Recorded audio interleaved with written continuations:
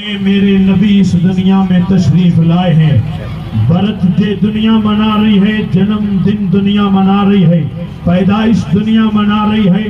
اسی پیدائش کو عربی میں بولنے جائیں تو میلاد کہتے ہیں۔ اپنا برتھ ڈے ہر ایک مناتے ہیں، اپنی پیدائش ہر ایک مناتا ہے، لیکن جب میلاد مصطفیٰ ہوا، میرے آقا صلی اللہ علیہ وسلم اس دنیا میں تشریف لائے، وہ 12 ربیع الاول کا دن تھا، صبح صادق کا وقت تھا، اماں آمنہ کی گود تھی، حضرت عبداللہ کا گھر تھا، حضور اس دنیا میں تشریف لائے۔ ہوا کیا، عبد المطلب جو میرے آقا کے دادا تھے، وہ کعبہ کے طواف میں مصروف تھے۔ اچانک کیا دیکھتے ہیں، کعبۃ اللہ کی دیواریں جھکنے لگتی ہیں، بار بار جھکنے لگتی ہیں، اور کدھر جھک رہی تھی؟ میرے آقا کے گھر کی طرف جھک رہی تھی۔ حضرت عبداللہ، حضرت عبد المطلب دیکھتے ہیں کہ کعبے کو کیا ہو گیا ہے، جو کعبہ بھی جھکنے لگا ہے۔ تو آواز آئی کہ یہ کعبہ تو پوری دنیا کا کعبہ ہے، لیکن اس کعبے کا کعبہ آمنہ کی گود میں پیدا ہوا ہے، اس لیے کعبہ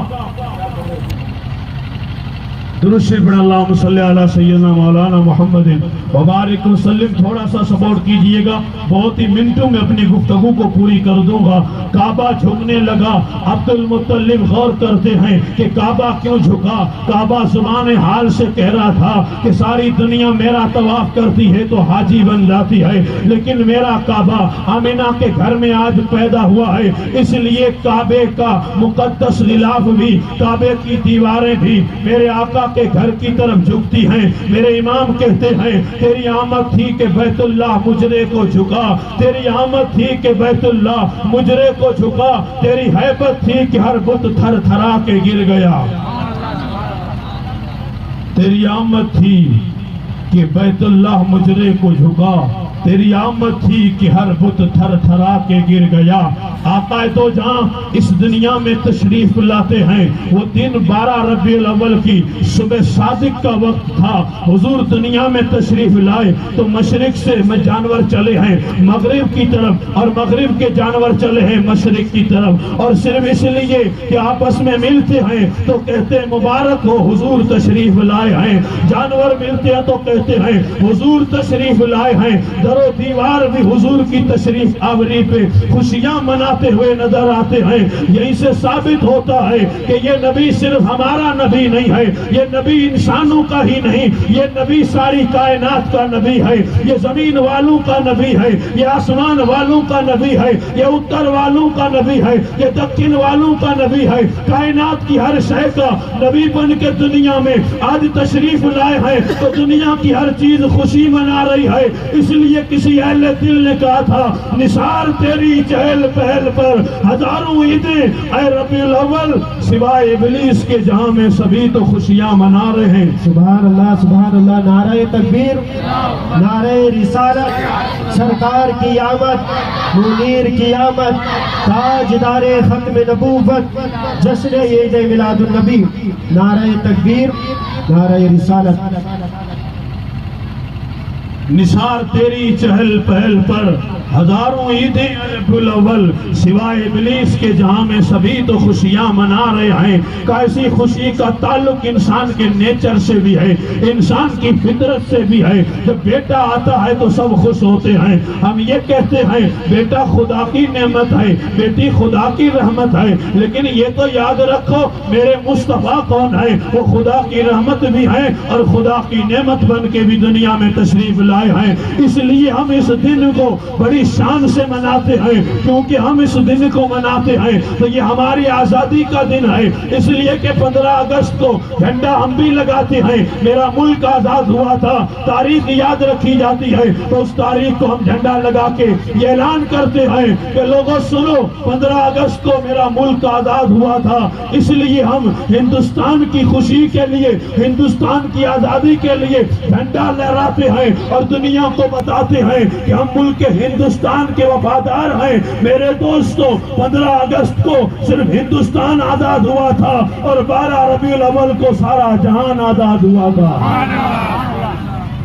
ہند سندھ سب آباد ہو گئے تھے، ملک و ملت ساری کائنات آباد ہوئی تھی۔ میرے آقا آئے تو غلامی کی زنجیریں ٹوٹ جاتی ہیں، میرے آقا آئے تو میرے آقا کے آنے کے صدقے میں اللہ تعالیٰ نے دنیا پہ وہ کرم کیا ہے۔ تو زندہ درگور ہو رہی تھی، انہوں نے بھی پکار کے کہا تھا مولا اب تو تیرا آخری حبیب بھیج دے، اب اپنا محبوب بھیج دے۔ ان بچیوں کی، ان بیواؤں کی جب توبہ بے اجابت سے ٹکراتی ہے تو میرے آقا اس دنیا میں لباس بشریت پہن کے تشریف لاتے ہیں، حضور کی آمد ہوتی ہے اور کائنات میں نور پھیلتا ہے۔ امام اہل سنت فرماتے ہیں چمک تجھ سے پاتے ہیں سب پانے والے، میرا دل بھی چمکاتے چمکانے والے، برستا نہیں دیکھ کر ابر رحمت، بدوں پر بھی برساتے برسانے والے۔ بآواز بلند درود شریف پڑھیں۔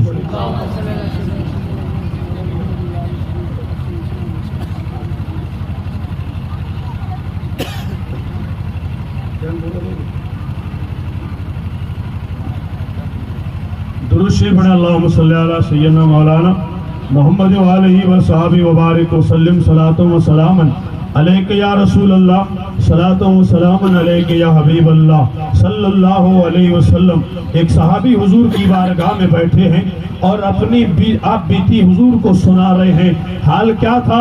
میرے آقا تشریف رکھتے ہیں اور وہ صحابی بھی آئے ہیں، وہ کہتے ہیں یا رسول اللہ آپ آئے ہیں تو جینے کا سلیقہ ملا ہے، آپ آئے ہیں تو ڈھنگ ملا ہے کہ جینا کس طرح چاہیے، انسانیت کا ایک روپ جو ملنا چاہیے مصطفیٰ آپ کے آنے سے ملا ہے۔ میرے آقا فرماتے ہیں بتا ہوا کیا تھا؟ وہ صحابی کہتا ہے جب آپ نہیں آئے تھے تو اس سے پہلے میں نے اپنے ہاتھوں سے اپنی زندہ 6 بیٹیوں کو زمین کے اندر دفن کیا تھا، اور جب آخری بچی کو میں زندہ دفن کرنے لگا تھا اپنے ہاتھوں سے میں نے گڑھا کھودا، اپنے ہاتھوں سے بچی کو زمین میں اتارا، پھر اوپر سے مٹی ڈالنے لگا۔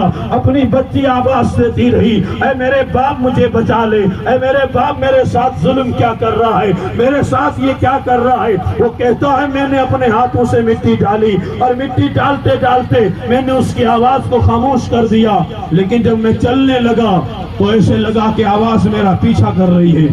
زمین میں وہ بچی دفن ہو گئی، اس کی قبر بن چکی ہے۔ قبر بننے کے بعد بھی آواز آنے لگی، وہ کہہ رہا تھا کہ میرے ضمیر کی آواز تھی، میرے اندر کی آواز تھی، بچی کی آواز خاموش ہو گئی تھی، لیکن میں چلنے لگا تو آواز ایسے آ رہی تھی کہ ظالم یہ تو نے کیا کر دیا ہے۔ جب وہ اپنی داستان سنا رہا تھا تو میرے آقا کی آنکھوں میں آنسو آئے تھے، میرے آقا رونے لگے تھے، میرے آقا کی آنکھوں میں آنسو آئے اور کہا یہ تم نے کیا کیا تھا؟ میرے آقا صلی اللہ علیہ وسلم سے وہ صحابی کہتے ہیں یا رسول اللہ جب تک آپ نہیں آئے تھے تو زندہ بچیاں دفن ہو رہی تھی۔ آج دنیا میں نعرہ مشہور ہے بیٹی بچاؤ بیٹی پڑھاؤ، بیٹی بچاؤ، ہاں ہم اس نعرے کا احترام کرتے ہیں، لیکن میرے دوستو یہ نعرہ ہند میں بعد میں آیا ہے، یہ نعرہ سب سے پہلے مدینے والے نے لگایا تھا۔ جس معاشرے میں بیٹی کو دفن کرنا فخر سمجھا جاتا تھا اور اس معاشرے میں یہ کہنا الفاطمہ تو بدعت منی، فاطمہ تو میرے جگر کا ٹکڑا ہے، اور کاندھے پہ بٹھا کے مسجد میں لے آنا یہ کتنا بڑا کلمہ جہاد تھا۔ آج یہ کہا جا رہا ہے کہ بیٹی بچاؤ بیٹی پڑھاؤ، یہ نعرہ ان کا نہیں ہے، یہ نعرہ میرے مصطفیٰ کا ہے۔ یہ نعرہ رسول اللہ نے دیا تھا، یہ نعرہ وہیں سے آیا تھا، سسکتی ہوئی کائنات کو سہارا میرے مصطفیٰ نے دیا ہے۔ آج دنیا میں کچھ بھی ہو رہا ہو چوطرفہ بھی دیکھ لیجئے گا یہ صدقہ آمنہ کے لال کے قدموں کا ہے۔ مصطفیٰ اگر نہ آتے تو آج بھی زندہ بچیاں دفن کی جاتی۔ کائنات عالم میں بھی اجالا میرے آقا کے قدموں سے پھیلا ہے۔ حضور رحمت عالم صلی اللہ علیہ وسلم کی محبت ہمارا ایمان ہے، ہماری جان ہے، اور یہ جشن ولادت مصطفیٰ ہم آج منا رہے ہیں۔ اپنی نسلوں کو بھی یہ سبق پڑھاتے ہیں کہ آخری دم تک بھی ہم اپنے آقا کی ولادت کا جشن مناتے رہیں گے۔ وہ کوئی اور ہوں گے جو کھاتے حضور کا ہوں گے اور پھر نام آئے حضور کا تو منہ چڑھاتے ہوں گے، لیکن ہم وہ ہیں جن کا نعرہ یہ ہے لا ورب العرش، جس کو جو ملا ان سے ملا کہ بڑھتی ہے کونین میں نعمت رسول اللہ کی۔ ان سے اور جنت سے کیا مطلب؟ اے منکر دور ہو، ہم رسول اللہ کے، جنت رسول اللہ کی، وہ جہنم میں گیا جو ان سے مستغنی ہوا ہے خلیل اللہ کو حاجت رسول اللہ کی۔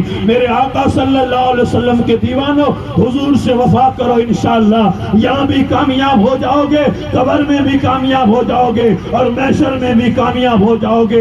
اپنے بچوں کو، اپنی بچیوں کو حضور کے دین کا راستہ دو، اسی میں ہماری کامیابی ہے، اسی میں ہماری کامرانی ہے۔ آقا اس دنیا میں توڑنے نہیں آئے تھے، میرے نبی اس دنیا میں جوڑنے کے لیے آئے تھے۔ ٹوٹے دلوں کو جوڑنے والی ذات میرے مصطفیٰ کی ہے۔ سبحان اللہ، سبحان اللہ، نعرہ تکبیر، نعرہ رسالت، تاجدار ختم نبوت، عظمت مصطفیٰ، نعرہ تکبیر، نعرہ رسالت۔ حضرت عائشہ صدیقہ سے میرے آقا فرماتے ہیں، اے عائشہ اگر کوئی پوچھنا ہو تو مجھ سے پوچھ، میں تجھے بتاتا ہوں۔ حضرت عائشہ کہتی یا رسول اللہ مجھے یہ پوچھنا ہے کہ معراج کی رات جب قاب قوسین کی منزلوں میں رب کی بارگاہ میں گئے تھے تو وہاں جو راز کی باتیں ہوئی تھی ان باتوں میں سے کوئی ایک بات بتا دیجئے گا۔ میرے آقا صلی اللہ علیہ وسلم کی اس یعنی لاڈلی بیوی حضرت عائشہ نے جب یہ سوال کیا کہ یا رسول اللہ تم سے خدا نے کیا باتیں کی تھی، وہ راز کی باتیں کیا ہوئی تھی، ان میں سے کوئی بات بتا دو، تو میرے آقا فرماتے ہیں عائشہ سنو، عائشہ سنو، یہ بات جو میرے اللہ نے مجھے بتائی جو راز و نیاز کی بات ہے، لیکن میں وعدہ کیا ہے تو میں تجھے بتا دیتا ہوں۔ اللہ تبارک و تعالیٰ نے فرمایا ہے جو کسی ٹوٹے ہوئے دل کو جوڑے گا اس کے لیے جنت واجب ہو جائے گی۔ اما عائشہ نے جب یہ سنا ہے تو توڑ کے اپنے بابا صدیق اکبر کے پاس جاتی ہیں اور کہتی ہیں میرے آقا نے یہ فرمایا ہے کہ جو ٹوٹے دل کو جوڑتا ہے اللہ اس کے لیے جنت واجب کر دیتا ہے۔ صدیق اکبر رونے لگے، جب رونے لگے تو اما عائشہ نے کہا یہ تو خوشی کی بات ہے، آپ روتے کیوں ہو؟ تو حضرت ابوبکر صدیق فرماتے ہیں بات یہ نہیں ہے، اس بات کا دوسرا پہلو بھی تو دیکھو، جو ٹوٹے دل کو جوڑ دیتا ہے اس کے لیے جنت واجب ہو جاتی ہے، اور جو جڑے ہوئے دل کو توڑ دیتا ہے اس کے لیے جہنم بھی واجب ہو جاتی ہوگی۔ اس لیے خیال رکھیے گا دل کا شیشہ بڑا نازک ہوتا ہے، ہوا کے جھونکے سے بھی ٹوٹ سکتا ہے۔ ہم مدینے والے کے غلام ہیں، مدینے والے کے غلام کی شان یہ ہے وہ زمین پر رہے یا زمین میں رہے اس کی آستہ سے کسی کو تکلیف نہیں پہنچنی چاہیے۔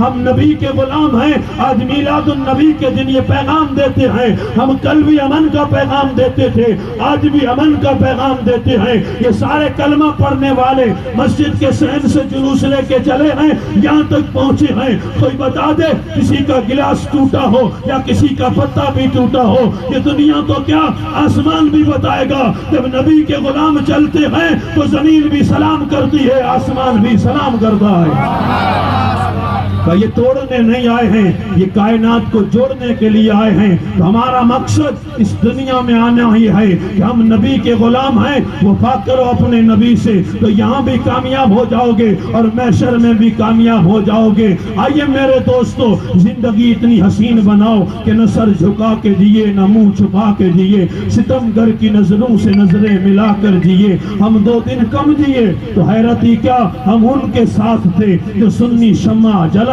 کے جیے۔ جب روح میرے پیراہن خاکی سے نکلی تو روزے سے آواز آئی اوہ میرا فقیر آیا۔ وآخر دعوانا الحمدللہ رب العالمین۔ کھڑے ہو جائیں، سلام پڑھیں گے۔